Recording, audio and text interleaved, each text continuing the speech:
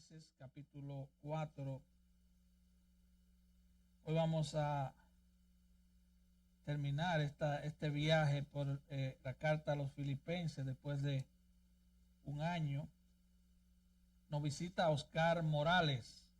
Oscar, bienvenido. Amén. Bienvenido a la casa de Dios, Oscar. Filipenses 4, 20 al 23. Cuando lo tengan, dígame amén, por favor. ¿Estamos listos? Dice así la palabra del Señor. Al Dios y Padre nuestro sea gloria por los siglos de los siglos. Amén. Saludad a todos los santos en Cristo Jesús. Los hermanos que están conmigo os saludan. Todos los santos os saludan, especialmente los de la casa de César. La gracia de nuestro Señor Jesucristo sea con todos vosotros. Amén. Gloria a Dios. Puede tomar su lugar. Que el Señor añada bendición a su palabra en esta preciosa mañana. Y ya al final de esta preciosa carta, la carta más personal de Pablo, la carta más íntima de Pablo, fue a la gente que él le dedicó tantas palabras de amor. Pablo usa dos palabras que se repiten en estos 4 versículos y creo que es el hilo por donde el Señor me está guiando para el mensaje de esta mañana. Él repite 2 veces la palabra santo y él repite 3 veces la palabra saludo. La palabra santo aparece en el versículo 21, luego en el versículo 22. Y esta es una palabra familiar. La palabra santo es una palabra familiar. Yo diría que la mayoría de nosotros tenemos un católico romano adentro. Y para nosotros es una palabra familiar, ¿verdad? Lo malo es que la connotación que mucha gente tiene de la palabra santo es totalmente contraria a la Biblia. Y deberíamos entonces pensar, ¿qué quiere decir Pablo cuando menciona esta palabra? Y hay una pregunta que yo te quisiera traer esta mañana así de comienzo. ¿Qué dirías si alguien te pregunta si tú eres un santo? Es una pregunta. Quiero que, y mi oración es que al final del culto tú tengas una respuesta. Recuerdo una amada hermana que hace unas semanas me habló del tema porque alguien le refirió esa palabra en su trabajo. Y es verdad, esta palabra ha sido muy mal usada y muchos de nosotros, si pensáramos en esa palabra, diríamos que esa palabra solo debe usarse para personas de un altísimo nivel espiritual. Y pensaríamos que somos orgullosos si dijéramos yo soy un santo de Dios. Porque parecería ser algo jactancioso eso, decir yo soy un santo de Dios. Ahora, la mayoría de la gente cuando menciona la palabra santo, a la mayoría le llega a la mente una estatua o una imagen. ¿Sí o no? O una imagen en la vidriera de una catedral. Esa es la primera imagen. Pero eso tiene un contexto.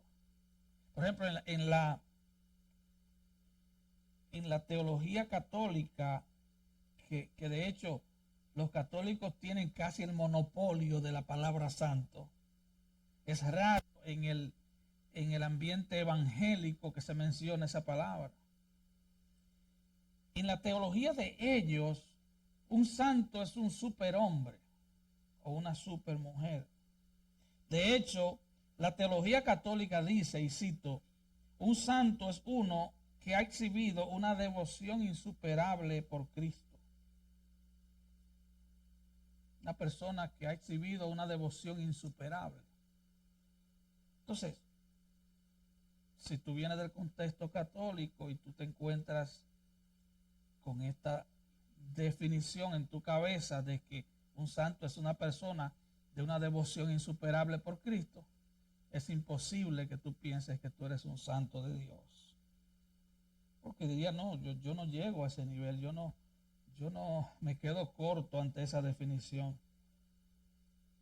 Y esa gente que la teología católica dice que han tenido una devoción insuperable por Cristo, son los que ellos canonizan. ¿Qué es la canonización? Bueno, es cuando la Iglesia Católica eleva a un personaje de su iglesia a un nivel de modelo espiritual. Recuerde, eso es la teología católica, no la Biblia. Entonces, a esta gente que han tenido una devoción insuperable por Cristo, que han sido canonizadas, ahora esta gente se le exhibe en imágenes, en estatuas, en vidrieras, en las catedrales. Y entonces ahora ellos les rezan a esos personajes, los exaltan, los honran. Y por eso ese término como que es incómodo para nosotros. Porque muchos de nosotros salimos de la falda del catolicismo romano. Y nos es incómodo esa palabra. Pero esa palabra está en la Biblia. Y a mí me tocó tocarla hoy al terminar esta carta. Entonces, esos santos se convierten en objeto de adoración. Y usted lo va a encontrar besando la estatua. De hecho, en mi país la gente recorre kilómetros de rodillas hasta llegar a la Basílica de Higüey y llevarle una ofrenda, o le hacen una promesa a tal virgen, a tal personaje. Le traen flores, le traen regalos. Otros le encienden velas o luces. Eso es lo que es para la teología de ellos un santo. Y porque supuestamente esta gente han tenido una devoción insuperable por Cristo. Y ellos dicen que estos santos deben ser adorados porque ellos tienen tal nivel espiritual que ellos pueden interceder ante Dios por nuestras necesidades. En otras palabras, esta gente, estos personajes ya muertos, se constituyen en intermediarios de los feligreses católicos. Y lo mejor que ellos hacen, si quieren permanecer en gracia para con Dios, es adorar a esos santos. Ellos tienen, según esa teología, un trabajo especial de intercesión. Y ellos son los que interceden por las almas de sus familiares que van al purgatorio. Ellos son los que interceden para que les rebajen las penas del purgatorio.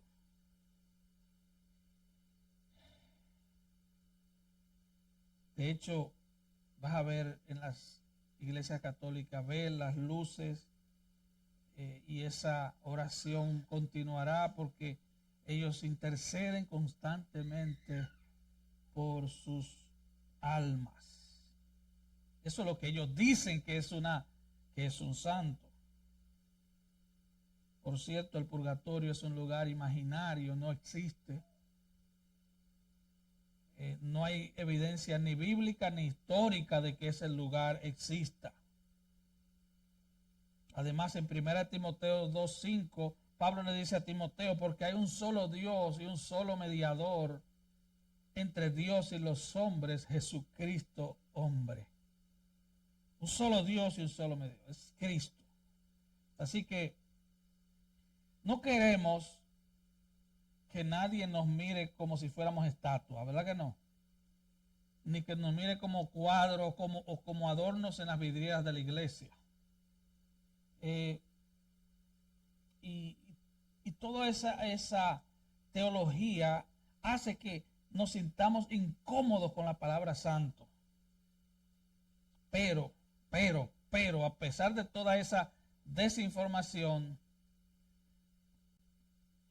Pablo tiene otro punto de vista, la Biblia tiene otro punto de vista, Dios tiene otro punto de vista.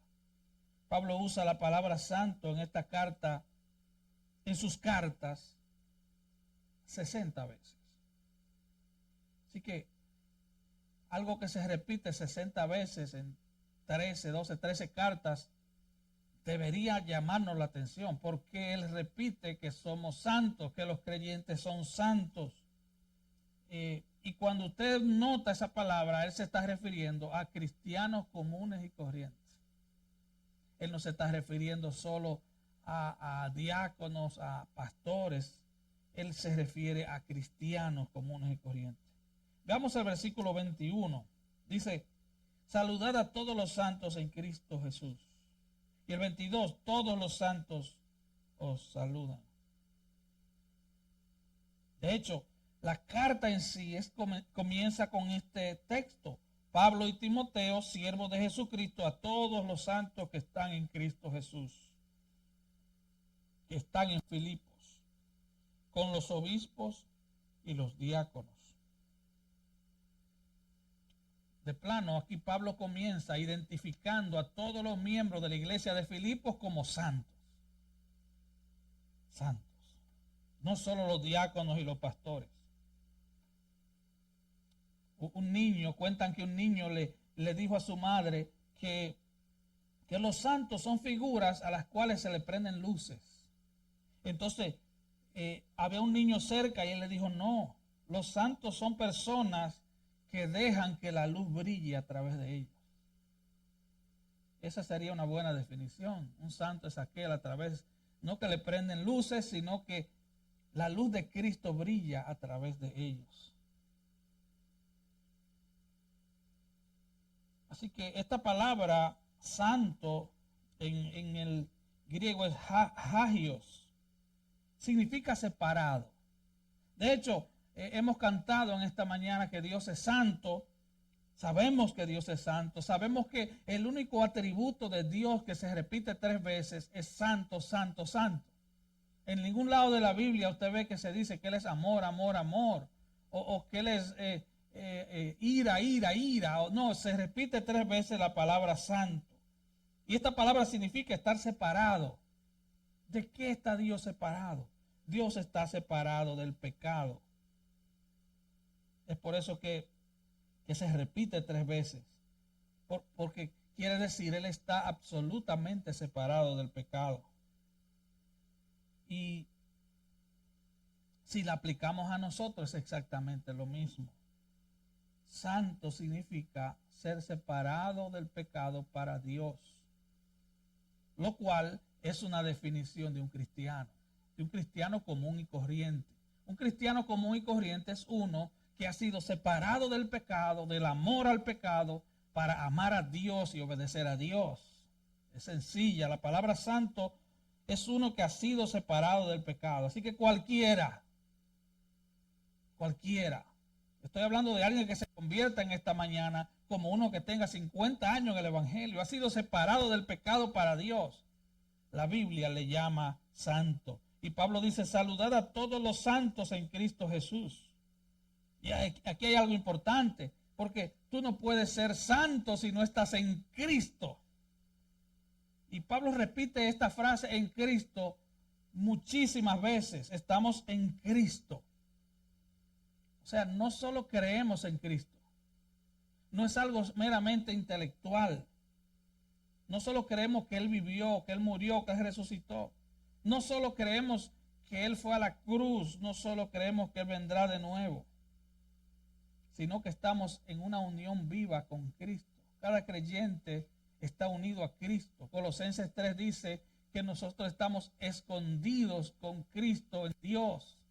Y me gusta aquella hermosa canción que dice, y el diablo no nos puede tocar, porque mi vida está escondida con Cristo, está escondida en Cristo. Así que todo creyente ha sido separado del pecado para servir a Dios. Todo creyente es santo en Cristo Jesús, ha sido separado del pecado, del mundo, del amor al mundo, para servir a Cristo, para vivir en Cristo. Hemos sido sacados del reino de las tinieblas al reino del amado Hijo. Eso es ser santo. No nos compliquemos. Ahora, ese proceso de santificación se completará en el día en que seamos glorificados. En el día de la glorificación, entonces, no solo estaremos separados del pecado, sino que ya no tendremos ninguna relación con el pecado. Ya hemos recibido la justicia de Cristo. Recuerde que justificados pues por la fe tenemos paz para con Dios. Ya hemos sido justificados. ¿Qué es la justificación? Es una declaración forense, legal, de que usted ha sido hecho santo, de que usted ha sido perdonado, de que usted es justo ahora delante del Padre. Así que ya eso lo recibimos. Hemos recibido el Espíritu Santo. Fuimos sellados por el Espíritu Santo. Así que un creyente es un santo. Un creyente en Cristo es un santo. Así que no se sienta mal con el término. Nosotros somos llamados santos por Dios. Hemos sido separados para Él. Somos de Él. Le pertenecemos a Él. Somos propiedad privada de Dios en Cristo. Ya no le pertenecemos al diablo. Ya el diablo no tiene ningún negocio con nosotros. Ya nosotros no tenemos que andar asustados. Ya ni siquiera, dice Hebreos, que el temor a la muerte ya ha sido quitado, porque ya no le tenemos miedo a nada. Ya Satanás no tiene nada que ver con nosotros. Todo lo que sucede en nuestras vidas ha sido supervisado y autorizado por nuestro Padre. Ya nosotros pertenecemos legalmente a Dios. Somos de Dios en Cristo. Ahora, ¿cuál es el carácter de los santos? Es simple, separado del pecado para fines sagrados. Pablo le dice a la iglesia de Roma que estamos unidos con Cristo, que hemos muerto con Cristo y que hemos resucitado con Cristo.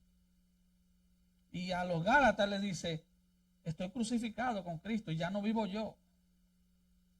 Ya no vivo yo. Ya mi agenda, ya yo la dejé atrás. Ahora vive Cristo en mí. Yo no tengo dobles agendas. Mi agenda es Cristo. Mi esperanza es Cristo. Mi anhelo es Cristo. Es Él. Así que estamos en Cristo. Y es un tipo de unión que solo sucede en el cristianismo. Ningún musulmán te va a decir, yo estoy en Buda. No.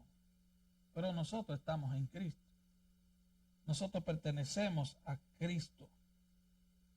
Y no debería entonces haber ninguna renuencia en nuestro corazón a pensar, a saber y a decir que somos santos para Dios.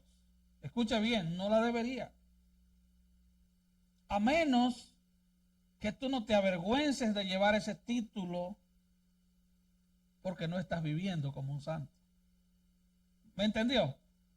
Si usted no está viviendo una vida santa, entonces debería darle vergüenza decir que usted es un santo de Dios. Porque ese es un título, el título es tuyo y es mío. Por gracia nos pertenece.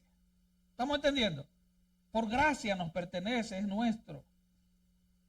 Así que, si fuéramos a todo el Nuevo Testamento, los que leen la Biblia saben que la iglesia más problemática, podríamos decir, fue la iglesia de Corinto, ¿sí o no? Iglesia terriblemente. Y mire lo que le dice Pablo al comenzar la iglesia, la carta a los Corintios. Pablo, 1 Corintios 1:1, Pablo, llamado a ser apóstol de Jesucristo por la voluntad de Dios, y el hermano Sóstenes, a la iglesia de Dios que está en Corinto. Mire cómo él lo llama, a los santificados en Cristo Jesús. ¿Y qué dice luego? Llamados a ser santos. A los hermanos de Corinto. Y usted dirá, ¿qué? Sí, a los hermanos de Corinto. La gente más problemática. Le escribió 2 cartas y fueron 2 cartas de amonestación. Fueron 2 cartas de puro regaño, como ninguna otra carta, como a ninguna otra iglesia. Y él le dice, a la iglesia de Dios en Corinto, santificados en Cristo, llamados a ser santos. Así que ahí está el carácter de los cristianos. Estamos siendo santificados y estamos siendo llamados a ser santos. Así que con todos nuestros fracasos, debilidades, problemas, somos santos. ¿Cuál es el carácter de un santo? Separado del pecado para Dios, apartado con propósito de servir a Dios. Así que poseemos la justicia de Cristo, estamos separados del pecado, estamos separados del gobierno del pecado, no reine más el pecado en nuestro cuerpo mortal, dice Romanos 6. Y Pablo aquí se goza de recordarle a los filipenses que son santos. Vamos a ver el versículo 20, vamos a ir atrás. Dice, al Dios y Padre nuestro sea gloria por los siglos de los siglos. Los santos no merecen adoración.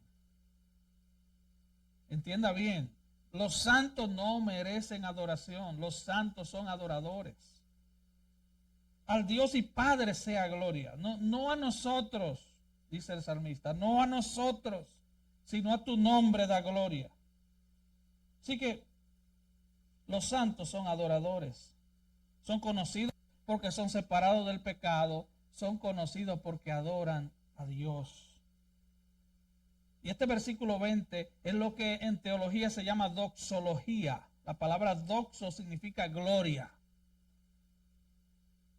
Así que los santos son aquellos que dan gloria a Dios. La palabra es doxa, gloria, es atribuir gloria a Dios. Y la doxología es una respuesta a una buena teología. Es una respuesta a la verdad. Es por eso que en Juan 4 el Señor se aparece con esta mujer allá en el pozo de Jacob y le dice que el Padre anda buscando ¿qué? Adoradores que le adoren en espíritu y en verdad. Tú no puedes adorar en espíritu si no conoces la verdad. La adoración es la respuesta a una enseñanza verdadera.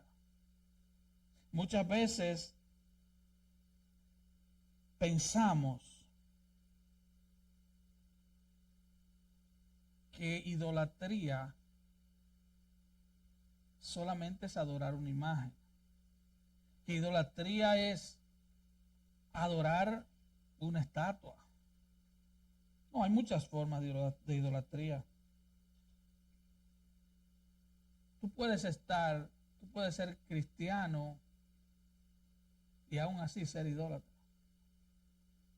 Si tú no conoces realmente a Dios, si tú estás adorando a Dios por los motivos equivocados, tú estás entrando en el terreno de la idolatría. Porque tú no puedes adorar a Dios a menos que lo adores en espíritu y en verdad. ¿Cómo tú adoras a Dios? Conociendo los atributos de Dios. ¿Cómo tú adoras a Dios? Oh, que la palabra de Dios abunde en tu corazón. ¿Cómo tú adoras a Dios? ¿Cómo tú conoces a Dios? ¿Cómo tú conoces a Dios? A través de la Escritura. Así que somos los adoradores, no los los adorados. Nosotros somos santos porque adoramos a Dios. Y Pablo dice, por los siglos de los siglos, significa que nuestra adoración es interminable. Nunca terminará la adoración de un santo de Dios. Los santos adoran sin fin. Nosotros adoramos a Dios. Adoramos en el poder del Espíritu y adoramos en la verdad. Así que la salvación se trata de esto, de buscar adoradores. No se trata de reclutar gente para que estén en una religión. No, nuestra vida le pertenece a Cristo. Nosotros adoramos a Dios mientras barremos el piso en el trabajo, mientras pintamos, o mientras trabajamos construcción, o mientras usted trabaja en un restaurante. Usted adora a Dios en todo lo que hace. Usted adora a Dios en la escuela. Cuando usted hace las cosas con excelencia, sabiendo que tu supervisor general es Dios mismo, tú estás adorando a Dios. Cuando tú te decides a ser el mejor en todo lo que haces, porque tú sabes que lo estás haciendo no para el ojo del hombre, sino para Dios, tú estás adorando a Dios. No se trata solo de cantar, se trata de vivir. Es una vida. Y Dios está buscando adoradores. A ti te salvaron y a mí me salvaron para adorar. Claro, eso involucra el canto también. Aunque tú desentones, aunque solo puedas cantar bien en la bañera porque nadie te escucha, eres un adorador. De hecho, alguien dijo que el cristianismo es la única religión que se canta.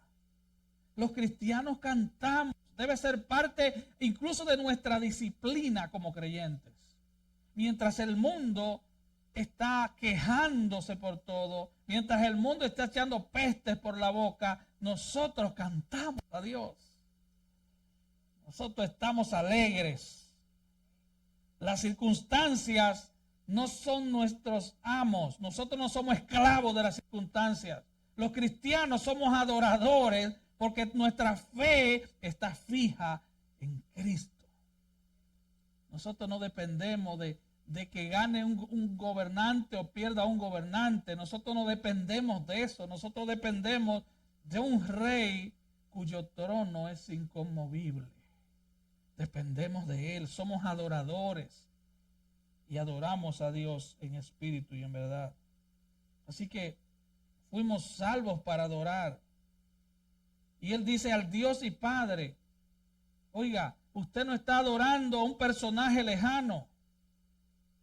Cuando adoramos, estamos adorando a un Dios que es todopoderoso, a un Dios que sostiene el universo con su palabra, a un Dios que creó el universo, pero a un Dios que ahora es tu Padre.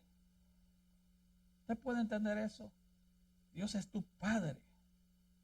No es como las religiones paganas, que ellos adoran a personajes lejanos. Él es nuestro Padre y Él está cerca. De hecho, Filipenses lo dice. Él está cerca. Adoramos a un Dios cercano, adoramos a un Padre. Así que Dios no quiere adoración en ignorancia. Dios quiere que tú le adores sabiendo por qué le adoras. Dios quiere que le adores en verdad, que la verdad sea parte de ti. Que Él te salvó. ¿De qué te salvó? Te salvó del infierno eterno. ¿Por qué mereces el infierno eterno? Porque eres un pecador. Dios quiere que sepas que Él es digno de ser adorado porque Él creó todo. Porque todo fue hecho en Él, por Él y para Él. Dios quiere que entiendas que solo Él es digno de suprema alabanza. Él quiere que tú lo entiendas. No se trata solo de cantar. Se trata de entender lo que cantas y por qué lo cantas. Así que idolatría no es solamente inclinarse ante una estatua. Idolatría es no entender la verdad sobre el Dios al cual adoramos. No podemos caer en el emocionalismo y hacer mucho ruido y entonces al final no saber ni por qué cantamos ni qué cantamos. Idolatría es tener pensamientos falsos acerca de Dios. ¿Sabe? Para mucha gente Dios es como una especie de Aladino todopoderoso que nos resuelve nuestros problemas. Y para mucha gente Dios es como un paramédico que solo aparece cuando tengo problemas. Ese no es el Dios de la Biblia. El Dios de la Biblia creó el universo con sabiduría. El Dios de la Biblia merece toda tu obediencia, toda tu lealtad. Cantábamos, mi lealtad y mi devoción son para Él. Lealtad significa que Él es tu amo, que Él es tu dueño. Significa que tú no le pones condiciones a ese Dios. Que tú te rindes sí o sí a ese Dios. Que tú no le pones pretexto ni excusas a ese Dios. Mi lealtad y mi devoción son para Él. Entonces, somos adoradores en espíritu y en verdad. Somos adoradores, somos santos. Y adoramos a un Dios que es nuestro Padre. Ahora, la otra palabra que se menciona mucho aquí es saludo. Saludad. Saludad a todos los santos en Cristo Jesús. Los hermanos que están conmigo os saludan. Todos los santos os saludan. Aquí hay muchos saludos, 3 veces. Y usted dirá, ¿por qué Pablo menciona 3 veces la palabra saludo? Bueno, esto nos habla de un vínculo de compañerismo. Significa que no hay élites en la iglesia. No hay tal cosa como el clérigo y laico. No hay tal cosa como, ellos son los ministros y este es el pueblo común. No, eso no existe en la iglesia del Nuevo Testamento. Es verdad que hay roles diferentes, que hay funciones diferentes. Pero Pablo aquí dice, todos los santos te saludan, saluda a todos los santos. Él no dice, salúdame a fulano y a mengano, no, saluda a todos los santos. Que tal vez tu nivel espiritual no esté al nivel del otro hermano, pero eres un santo de Dios, porque es por gracia. Incluso si tu conocimiento de Dios es pequeñito y fuiste salvo por gracia, eres un santo.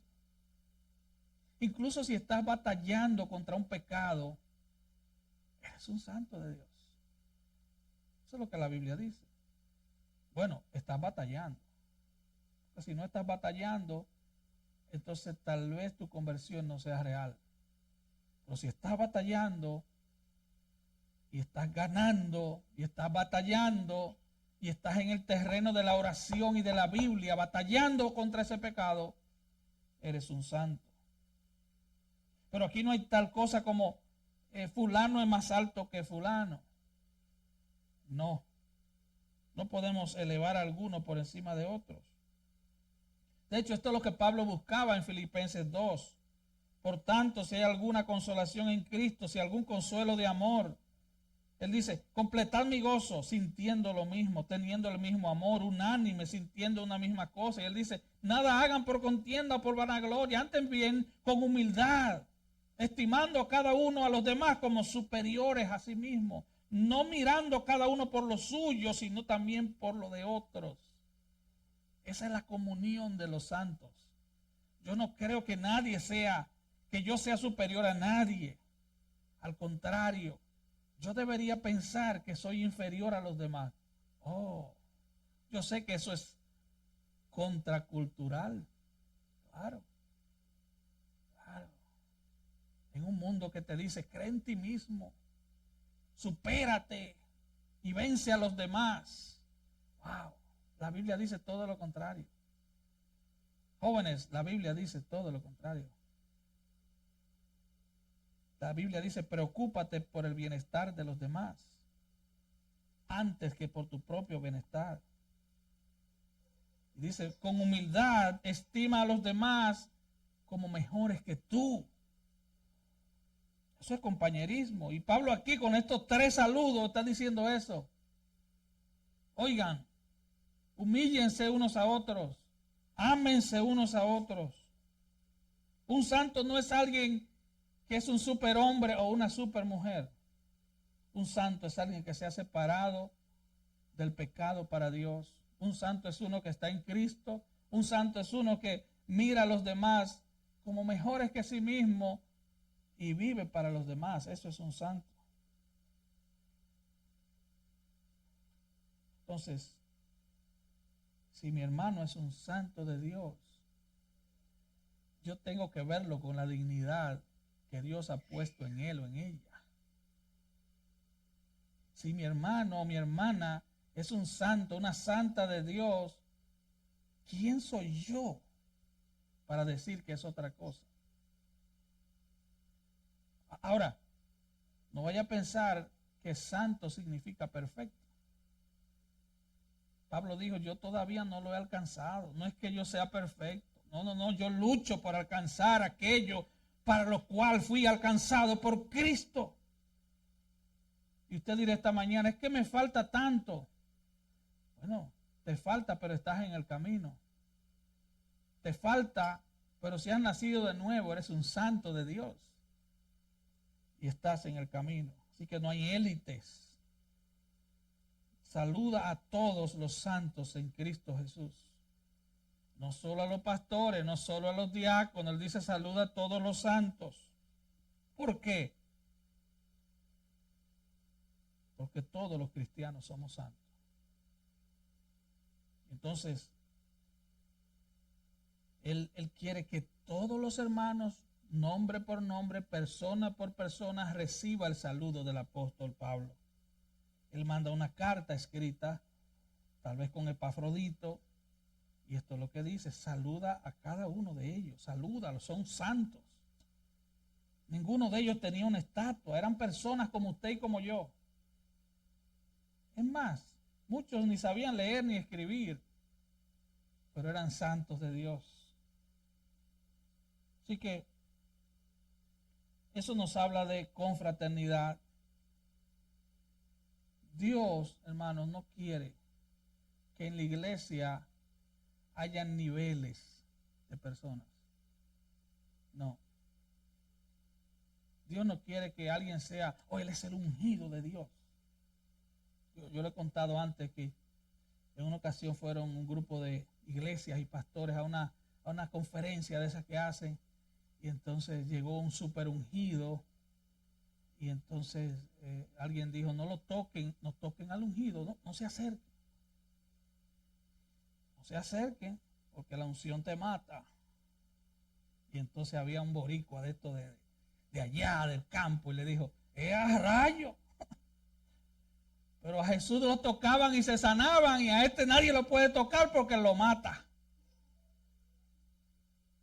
No es tal cosa como eso. De hecho, Jesús prohíbe que en el contexto de la iglesia le llamen padre a alguien. Le llamen papá a alguien. Llámele papá a su papá en su casa. Pero en la iglesia hay hermanos, santos hermanos. Somos hermanos. Todos los santos te saludan. Ese es el corazón de la comunión cristiana. Tú no eres mejor que yo no soy mejor que tú. Pero si alguien es mejor, eres tú, no yo. Ese debe ser el sentir. Todos somos iguales, pero si alguien es mejor, eres tú. John MacArthur escribe, el cantante cristiano no es solista, es miembro de un coro. El soldado cristiano no es una figura solitaria, es miembro de un ejército. El erudito cristiano no es un tutor privado, es parte de una clase y de una escuela. El hijo cristiano no es solo un niño solitario, es miembro de una familia. El corredor cristiano no es un artista individual, es parte de un equipo. Esa es la comunidad. Los santos no son un grupo de personas que existen de forma aislada, frías como una piedra. Son poseedores comunes de la vida eterna de Dios que comparten su amor entre sí. Somos un equipo, somos hermanos. No importa que uno tenga un rol diferente a otro. Somos hermanos en Cristo, somos los santos de Dios. Y entonces ese es el carácter de la santidad. Separado de Dios para adorar a Dios. Y en el versículo 22 hay algo importante. Él dice, todos los santos os saludan y especialmente los de la casa de César. Usted sabe lo que pasó. Pablo estaba amarrado a un soldado 24 horas. Es posible que cada 6 horas le cambiaban el soldado. ¿A usted le ha tocado un compañero de trabajo que usted lo quiere evangelizar, pero cada vez que usted le quiere hablar de Cristo, él se escabulle y se va? Bueno, estos soldados no podían hacerlo.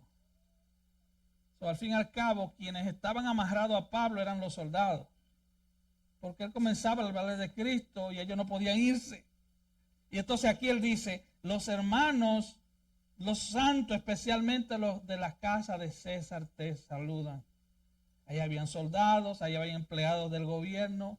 Está hablando de la élite militar. Recuerde, estos soldados eran parte de los que cuidaban al rey, al emperador.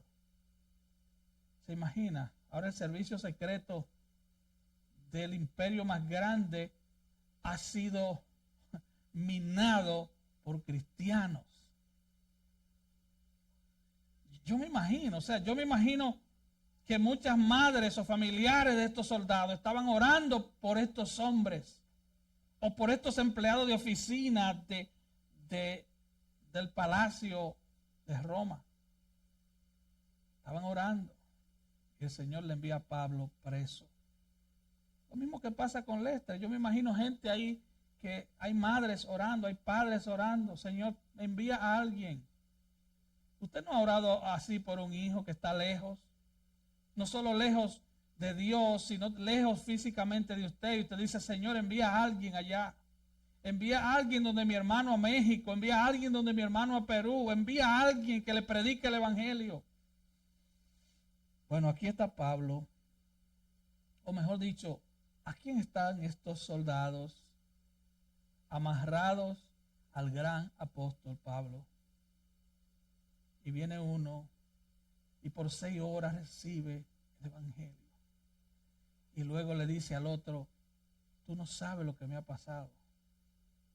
Tú no sabes en manos de quién yo caí. O tú tienes que oír lo que este hombre me dijo. Y ahí viene el otro. Y eso se repite por 2 años. Imagínense, fue una revolución en todo el gobierno de Roma. Y Pablo termina esta carta con una nota de gozo. Él dice, los hermanos del pretorio de la casa del César te saludan. Wow. Ese es el gozo de los santos. El gozo de un cristiano es ver un alma venir a Cristo. Los cristianos no amamos las cosas. Los cristianos amamos las personas. Los cristianos amamos la gente. Los cristianos amamos los perdidos. Usted no puede adorar su cuenta bancaria porque si el banco quiebra, usted se quedó ahí mismo quebrado. El carro se daña en un accidente, la casa se quema en un instante. Todo se pierde. Nosotros amamos la gente. Pablo no amaba ni siquiera su libertad, él amaba a Cristo. Él comienza la carta diciendo, mis prisiones han redundado en el progreso del evangelio. Aleluya.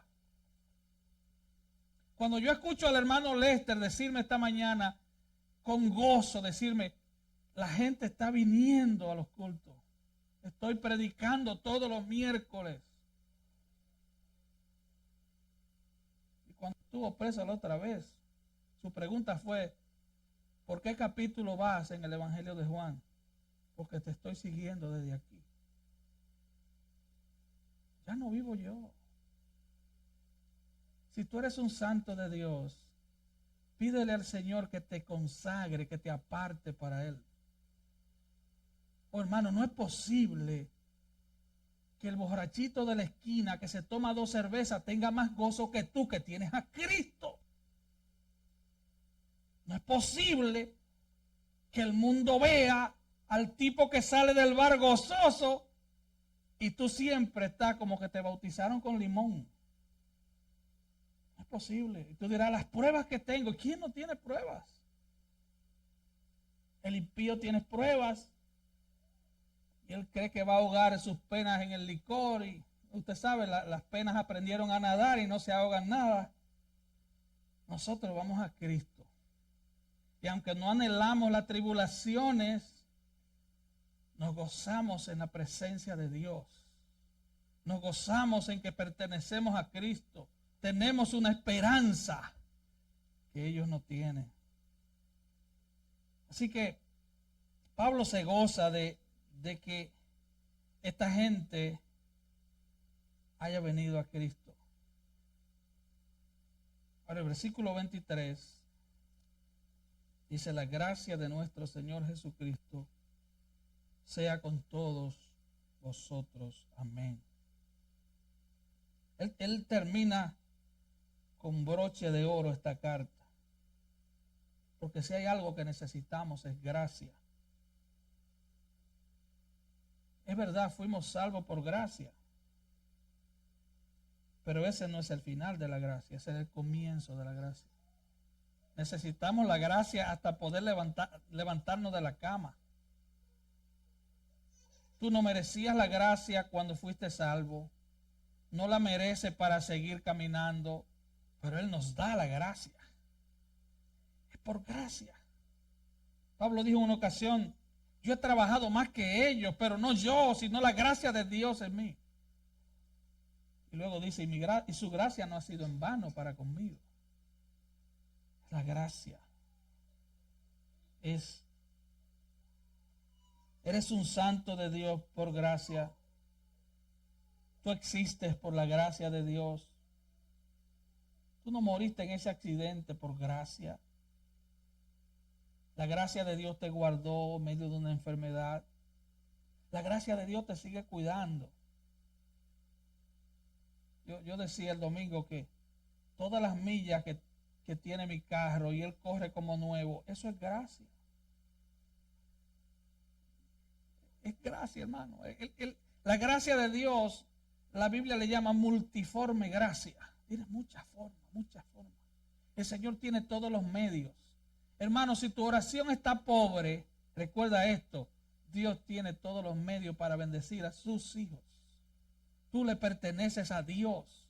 No te asustes ante ninguna situación. No importa.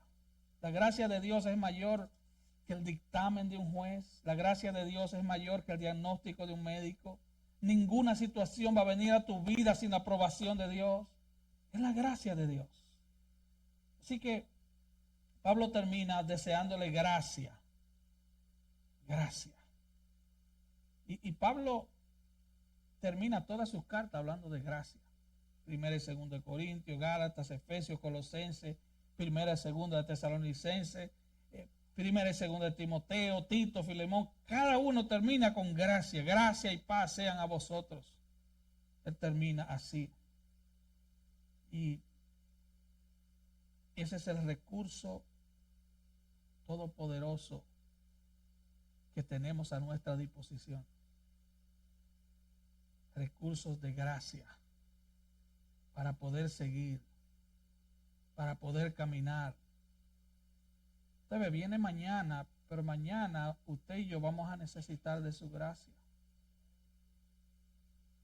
Y tú dirás: no, es que yo soy joven y fuerte. Tú también la necesitas, aunque no te des cuenta. Los que ya estamos pasando meridiano nos damos cuenta de esa necesidad de una manera más palpable, porque ya nuestras energías se están agotando un poco, las baterías se están descargando.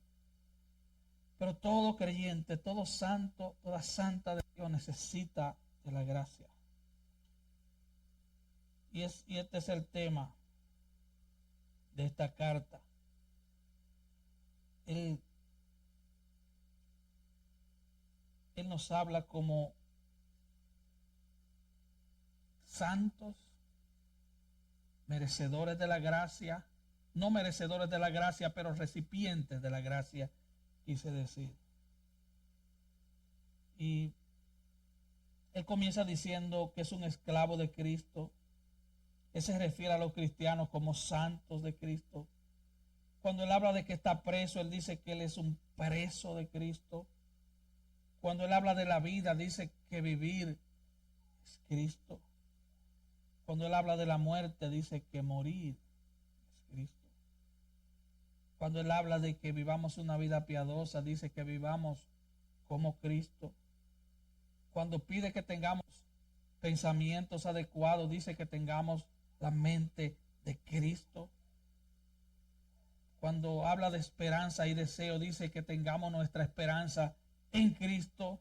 Cuando habla del gozo, él dice que tengamos el gozo de Cristo. Cuando él habla de fuerza, dice que tengamos la fuerza de Cristo. Así que todo se trata de Cristo. Nosotros somos santos porque estamos en Cristo. Fuimos salvos para adorar a Cristo. Estamos escondidos con Cristo. Y ahora él termina diciendo que esa gracia sea con todos nosotros.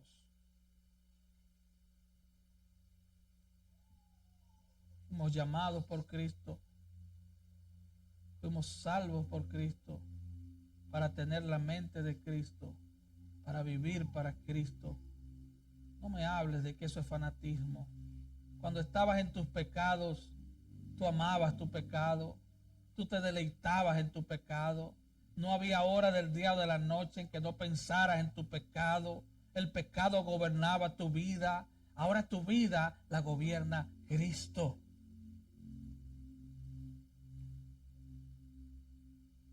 Somos santos.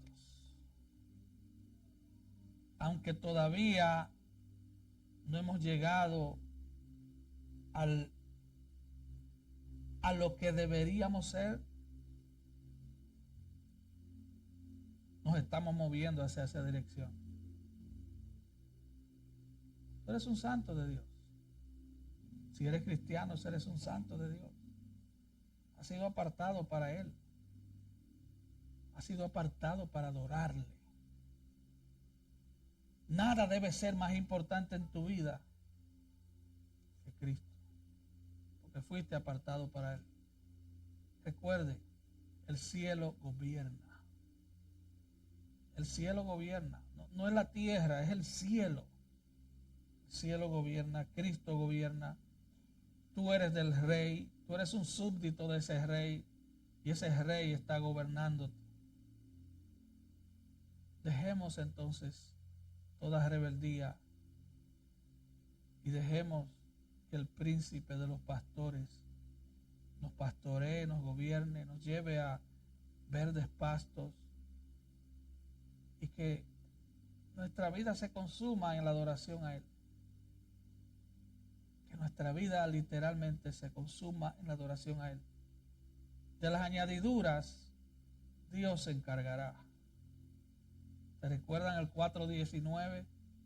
Mi Dios pues suplirá todo lo que falta conforme a sus riquezas en gloria en Cristo Jesús. Nosotros le adoramos no porque nos provee solamente. Nosotros le adoramos porque Él proveyó salvación en aquella cruz. Y nuestro destino eterno está atado a Cristo. Somos de Él y somos para Él. Amén. Vamos a estar de pie.